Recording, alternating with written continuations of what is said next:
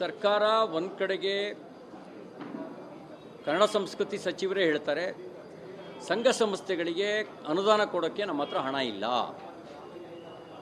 5-6 ದಶಕಗಳಿಂದ ಸಂಘ ಸಂಸ್ಥೆಗಳು ಅನುದಾನ ಪಡಿತಾ ಇದ್ದಾವೆ.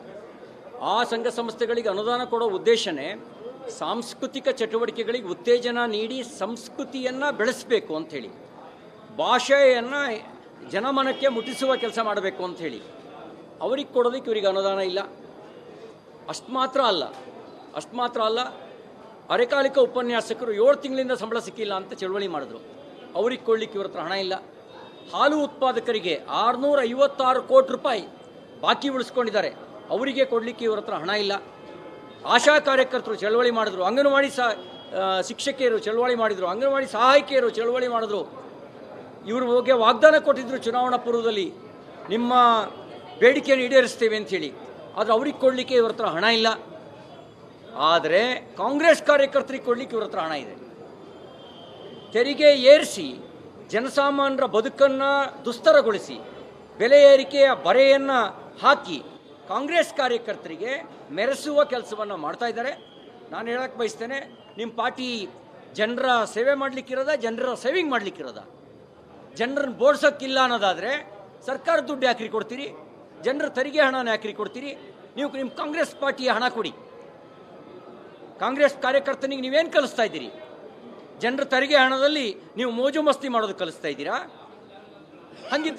ಹಂಗಿದ್ರೆ ನೀವು ಸೇವೆ ಅನ್ನೋದು ಯಾಕೆ ಹೇಳ್ತೀರಿ? ನಾವು ಬೋಡ್ಸೋಕ್ಕಿರೋದು ಅಂತ ಹೇಳ್ಕೊಳ್ಳಿ, ನಾವು ಜನರನ್ನು ಬೋಡ್ಸೋ ಪಾರ್ಟಿ ಅಂತ ಹೇಳಿ. ಹಾಗಾಗಿ ಇದು ಅನ್ಯಾಯ. ಅದಕ್ಕಾಗಿ ನಾವು ಇವತ್ತು ಪ್ರತಿಭಟನೆ ಮಾಡಿದ್ದೇವೆ. ನಾವು ಇದ್ರ ವಿರುದ್ಧ ಹೋರಾಟವನ್ನು ಮುಂದುವರಿಸ್ತೇವೆ.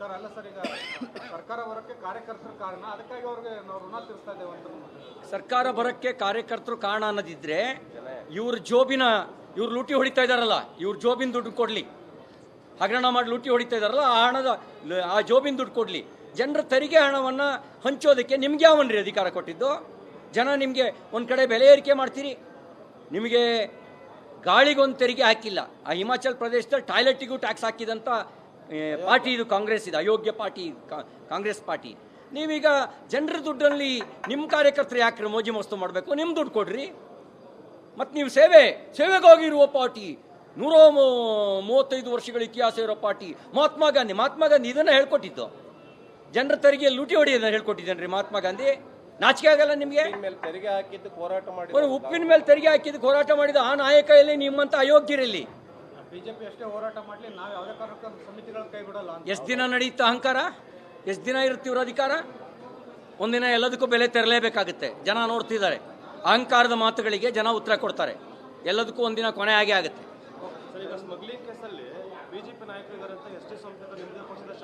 ಹೂ is S T Somashekar? Which party he is? ಅವ್ರು ಕೇಳ್ರಿ, ನೀ ಯಾವ ಪಾರ್ಟಿಲಿ ಇದೆಯಾ ಅಂತ. ತಾಂತ್ರಿಕವಾಗಿ ಬಿಜೆಪಿ ಇರಬಹುದು, ಭಾವನಾತ್ಮಕ ಸಂಬಂಧ ಇಲ್ಲದೆ ಇರೋನು ಏನು ಇದ್ರು ಒಂದೇ, ಇಲ್ಲದೆ ಇದ್ರು ಒಂದೇ. ಇಂಥ ರಾಜಕಾರಣಕ್ಕೆ ಏನು ಹೇಳ್ತಾರೆ ಅನ್ನೋದನ್ನ ಡಿಕ್ಷನರಿನಲ್ಲಿ ಹಲವಾರು ಅರ್ಥಗಳಿದಾವೆ. ನೋಡಿ, ಎಲ್ಲದಕ್ಕೂ ಒಂದು ಕೊನೆ ಇರುತ್ತೆ. ಇದಕ್ಕೂ ಕೊನೆ ಇದೆ. ಅವ್ರು ಏನು ಹೇಳ್ತಾ ಇದ್ದಾರೆ ಎಸ್ ಟಿ ಸೋಮಶೇಖರ್? ತಾಕತ್ತಿದ್ರೆ ಹೆಸರು ಹೇಳಿ, ಯಾರಿದ್ದಾರೆ ಅಂತೇಳಿ.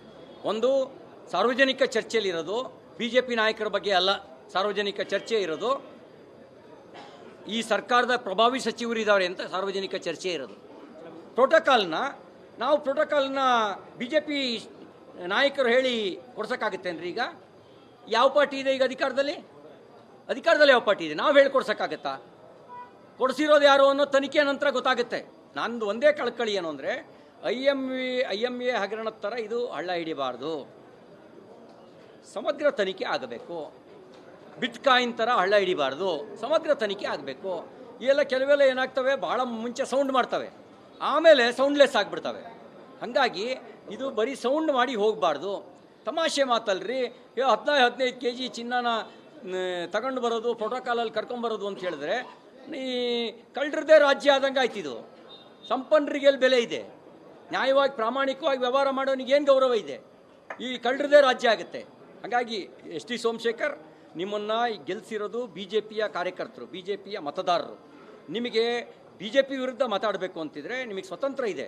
ಪಕ್ಷಕ್ಕೆ ರಾಜೀನಾಮೆ ಕೊಟ್ಟು ರಾಜಮಾರ್ಗನ ತಳಿರಿ. ಅದು ಬಿಟ್ಟು ಈ ರೀತಿ ಅಡ್ಡಗೋಡೆ ಮೇಲೆ ದೀಪ ಇಟ್ಟಂಗೆ ಯಾಕೆ ಮಾತಾಡ್ತೀನಿ? ಅಲ್ಲ, ನೀವು ಹೊರಗೆ ಹಾಕಲ್ವಾ ಅಂತ ಸರ್ ಪಕ್ಷದಿಂದ? ನನ್ನದೇ ನಿರ್ಣಯ ಆಗೋದಾಗಿದ್ರೆ ಬೇರೆ ಕತೆ ಆಗ್ತಿತ್ತು. ಸರ್ಕಾರ ಒಂದು ಕಡೆಗೆ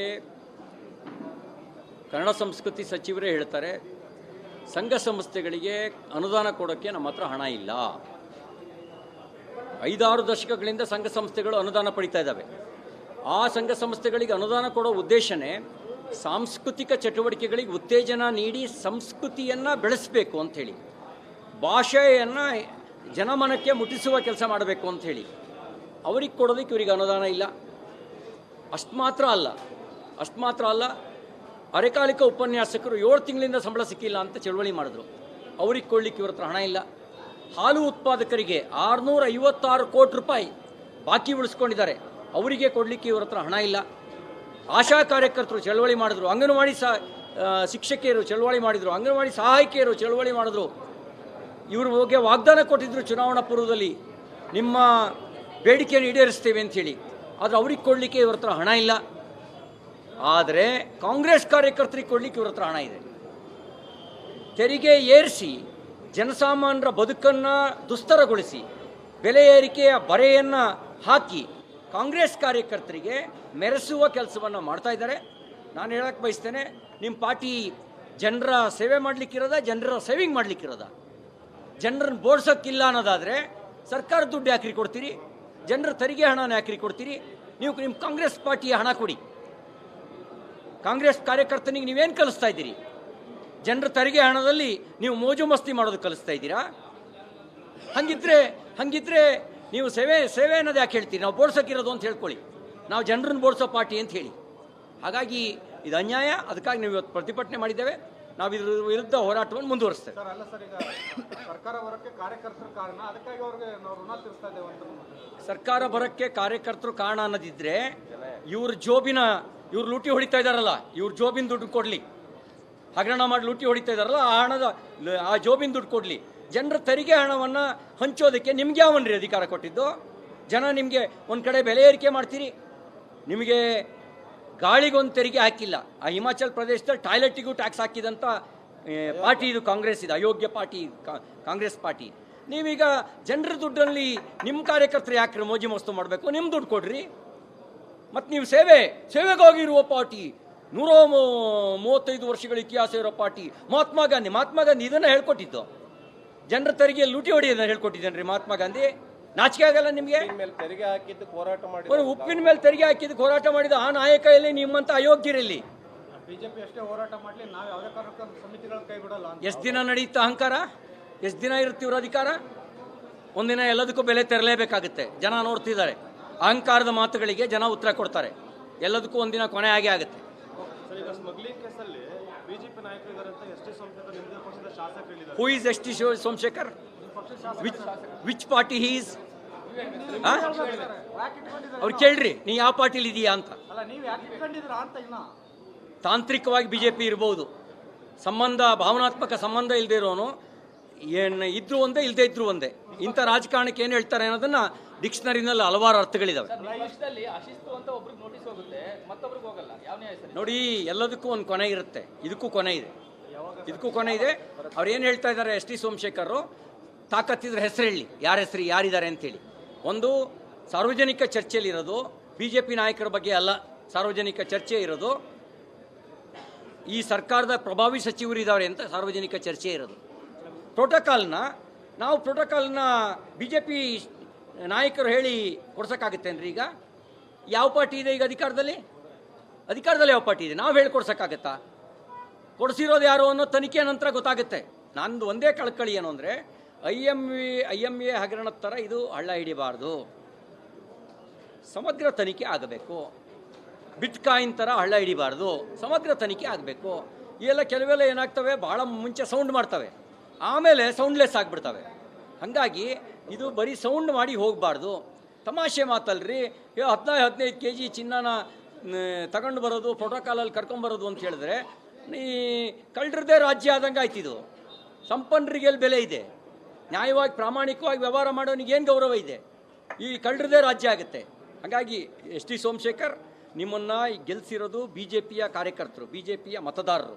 ನಿಮಗೆ ಬಿ ಜೆ ಪಿ ವಿರುದ್ಧ ಮಾತಾಡಬೇಕು ಅಂತಿದ್ರೆ ನಿಮಗೆ ಸ್ವತಂತ್ರ ಇದೆ, ಪಕ್ಷಕ್ಕೆ ರಾಜೀನಾಮೆ ಕೊಟ್ಟು ರಾಜಮಾರ್ಗನ ತಳಿರಿ. ಅದು ಬಿಟ್ಟು ಈ ರೀತಿ ಅಡ್ಡಗೋಡೆ ಮೇಲೆ ದೀಪ ಇಟ್ಟಂಗೆ ಯಾಕೆ ಮಾತಾಡ್ತೀನಿ? ಅಲ್ಲ, ನೀವು ಹೊರಗೆ ಹಾಕಲ್ವಾ ಅಂತ ಸರ್ ಪಕ್ಷದಿಂದ? ನನ್ನದೇ ನಿರ್ಣಯ ಆಗೋದಾಗಿದ್ರೆ ಬೇರೆ ಕತೆ ಆಗ್ತಿತ್ತು.